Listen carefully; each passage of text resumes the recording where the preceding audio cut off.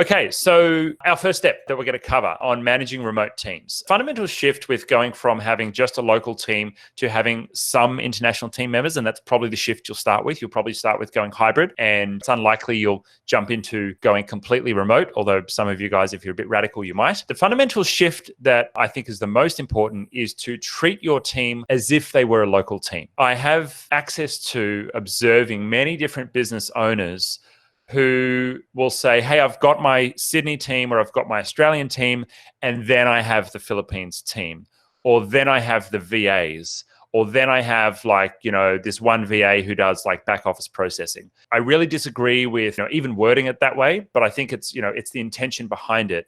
If your mindset and your mentality is that you have an Australian team and then you have like some back office processing being done in the Philippines, that's not really a team. That's outsourcing, or that's process outsourcing. And so I want you to think about your team as an actual team, no matter where their location is. Someone is working from home or from an office or from a different location, and they just happen to be in a different country. But the most important thing here, guys, is that when you hire and recruit this team, that you treat them as actual team members. Now, not only is that going to build a better culture overall, but if you think about the personal motivation of your team, if I said to Regina, hey, you're my VA, you're just here to do VA work, but you're not really part of you're not really part of itGenius, you're just a VA. Have a think about how her motivation or her engagement with the company might be on a human level of actually working with us. So that's my hot tip number one, is making sure that you're building out the team and everyone actually feels like a team. So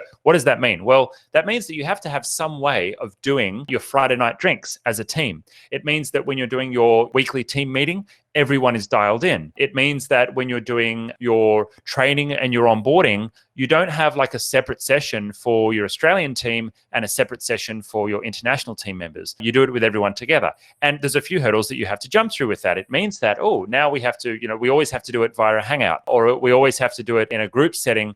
And you've got to be really careful, especially if you have an office. You might not be in there right now, but you have to be really careful about having like side conversations with staff that are locally accessible that you may not keep your international team informed about. So these are some of the day one first steps, going from moving around to crawling and from crawling to walking, that you need to get right to not alienate your remote team. Reg, maybe you can speak to that a little bit, maybe on the team, the difference between them feeling like VAs versus feeling like part of a company, because I think that's a big thing. How do you handle that, and what are your thoughts around that? So especially in the Philippines, Pete, BPO is very big in Philippines. So you need to, during the hiring process, during the interview process, I think what's to take note in there is set expectations.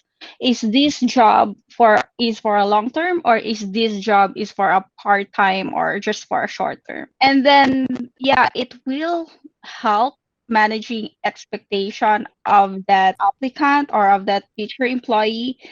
Are they gonna do their job well? Because if you guys set proper expectations, it will help and inspire them. I have these are their future plans for me. I can get more, I can give more to this company, and I can also have more and learn a lot from this company. I can grow more, because nowadays future freelancers or online job applicants are more into like long term than short term. Yeah. And basically employees cruising between contracts with different companies, and, they're always chasing the next contract that'll pay them a little bit more, or they're, working for 2 or 3 people at the same time. And all of those things they don't work if you want to have a functioning remote team that's going to be with you for a long time, because you just can't have, you can't onboard someone and then have them disappear after a couple of months. It's just not sustainable. Yeah, and it's more expensive actually on like training people again and again.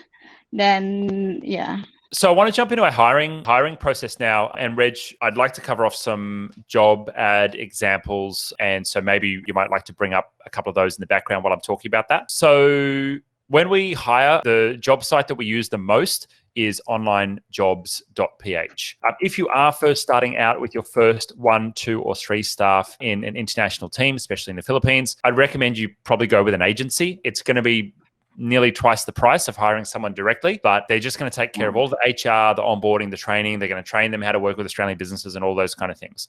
However, if you're game, you can absolutely go ahead and hire directly. We're going to show you how we're doing that because that's what we do these days. About half of our staff come from referrals from other team members, and we give, I think it's a $200 or $300 bonus if someone refers a friend and then they stay for 6 months. They get a bonus payment, which is a nice little payment. The other half of people that we hire typically get from this website, onlinejobs.ph. There's a number of other job websites for online workers in the Philippines, but this is the one that we've had the most luck from. It's been fairly consistent, which is pretty cool. Now, there are other options like Upwork and Freelancer. Stay the hell away from those. They're good for contract work. Like if you want a video editor to just work for you like by the hour, but if you want a full-time staff member, and we are paying everyone full-time salaries, where, with benefits and everything else, and we're going to go through the benefits and what we do, but just stay away from those contracting and VA sites because that's where all the professional VAs hang out. You're looking for someone who wants a career, and the staff members, Reg, and I'd love some extra thoughts on this from you in a second. The staff members that have done really, really well with us are those that have come from a corporate background. So either like a management position of some sort in a call center or in some other corporate.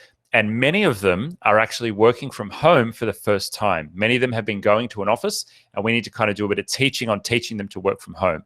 I would rather teach someone to work from home than try and have them unlearn being a VA, being a professional VA, because that's, just impossible, basically. Reg, do you want to share a little bit about the criteria of the people that you look for when you're hiring? Sure. One of the things that we do when we look at employees who apply for our job posts is that look at their resume and see how many years are they staying in certain companies. It's very basic.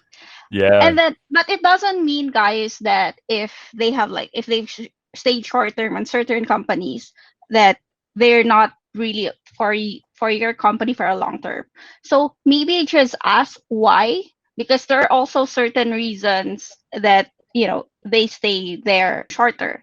But yeah, most of our employees that really also stay with us in average for 2 to 3 years have been with their company also longer. And as what Pete said, they're like in the position where supervisor, managerial, so they have a lot of experience already in big companies, and then they're now just like they want to work at home and avoid traffic and those, avoid pollution and those kind of such. And so, and then they also want to, be career oriented, also but also still be with family also. And I think like it's even more so than Australia, because like everyone looks at like how long you've been, and if you're in a different job in every 6 months, they'll see that on the resume. But Filipinos in particular, like if you're a career person, like you'll be there 5 or 6 years, like super loyal. And we don't even see that with Australians, especially young people. I mean, we're primarily hiring young people. The age group that we hire, I would say, Reg, is like 28 to 35. Would that be about it on average at the moment? Yeah. Yeah. So that's 20s and early 30s. Yeah, that's like it's a good age because like young and dynamic and tech savvy, but also they've probably done a few years in corporate, and also they're probably, or they may already have like a young family, and that means that they've got a partner, they're married, they're kind of like the Filipino version of settled, which is like you've got your partner and you're set, and so then it's like okay, they're just happy to be in a good, fulfilling job in a good workplace and want to continue to further their career with a good company. And, it's so important what you said, Reg, about they want to grow and they want to be a part of, a good company. They don't actually want to float around. One thing that I need to add there, Pete, is that most of these employees are moving and work at home aside from like traffic issues, is that in the office-based employment, there's like very toxic, toxic in the office, so that's lesser in terms in working at home. Yeah, totally. I'd say a part of that is probably the dynamic of a small business versus a large corporate, and BPOs especially, right? You've got like thousands or tens of thousands of people, and there's other cultural things with that, how that translates to workers that you want to hire.